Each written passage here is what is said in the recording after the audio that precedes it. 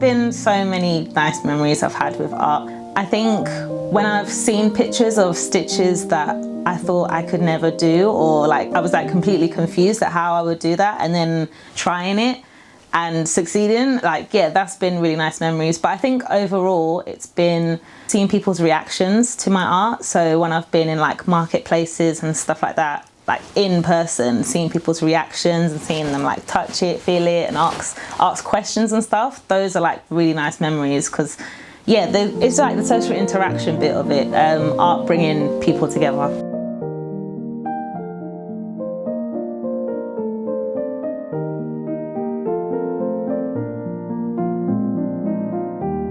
I feel like I've been an artist all of my life, basically. Yeah, just from being a child and like drawing everywhere, ripping up paper and stuff like that. What got me into embroidery art was just seeing embroidery on clothes, really.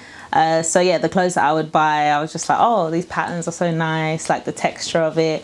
And I kind of just thought, what if I just do it myself? Some of the designs I wanted to see, I never saw. So for example, like designs of like cartoon characters I really like, black cartoon characters, black characters, like just in general, I never really saw. So I thought, let me just try it myself. I got a needle, a thread, I got like a pillowcase, and I just started trying myself. I feel that my embroidery is different, it's unique, modern, and completely what I want to do and completely my style. My illustrations are basically just projections of my childhood, watching cartoons and just trying to redraw those cartoons, do them in like silly, funny positions and stuff like that. Yeah, have something really showing so many emotions on their face. I feel like, well, you might not be able to get it now, but I feel like I'm the type of person who like does like loads of different facial expressions, and I want my art to have loads of different like exaggerated facial expressions.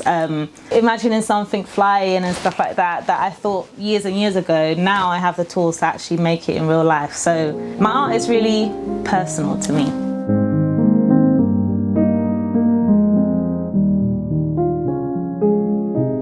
So my main inspiration is music and the music that I listen to. So one of the artists that I love so much is Solange. Solange really inspires me. She's not only a music artist, but she's also like, she composes things. She does art direction.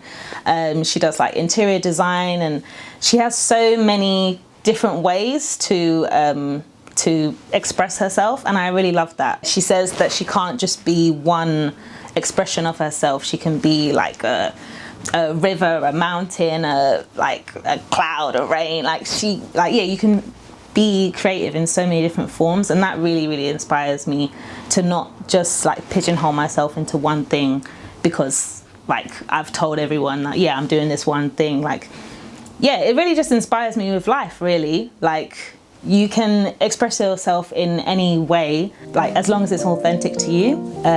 Yeah, I think she's one of my like massive inspirations. I guess continuing on with music as well, like this is an embroidery art of Destiny's Child. For me, they were just always the representation of like femininity and like womanhood, and I just love it. This shows that for me because of so I embroidered this on felt. It's completely made of felt, and yeah, which is really, really soft, which I feel like to be feminine, it's like the soft, but it's also like quite difficult to embroider on. So it's not like easy on this journey of like womanhood and discovering yourself. And then the stitching is with brown stitches, and they've got like glitter in it, so it's just something cute. Yeah, it's like cute, glamorous, but still this was hard to make and hard to complete, but when it is completed, it's beautiful. The public reaction to my work has always been, how have you done it? Which I love. How much time has it taken? Because it is very time consuming. And also the public reaction to things that I've personally made for customers that's my favorite part of everything. To see people like become like emotional or really, really happy at something that was just an idea in their head, and I've been able to bring it to life. Yeah, I love making people smile, and yeah, just giving them something that will last forever, and that means something to them. Time is what I struggle with in general. Making ideas, forming ideas, like I can do it all the time, I can have loads of different ideas, but actually finding the time to do them and like actually produce these ideas, I really struggle with. Yeah, time management, but even after doing my day job, to find time like that, especially in the winter when it's all dark and like you kind of just don't want to do anything.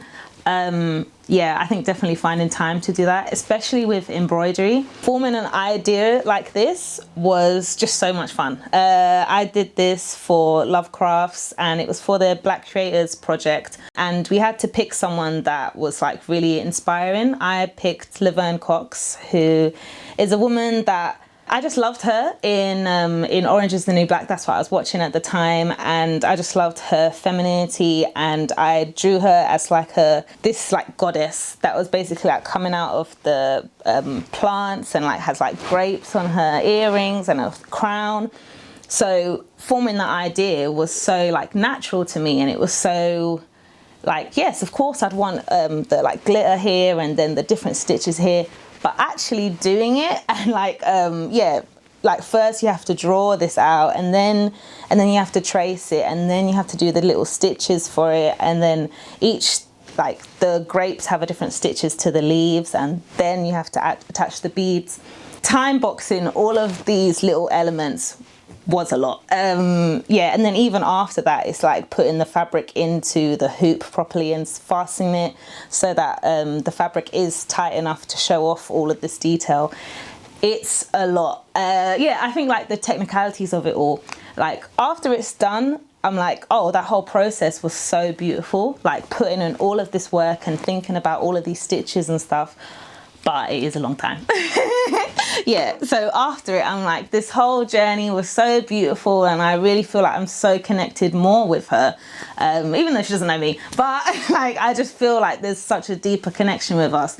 But definitely taking out that time to properly put in work.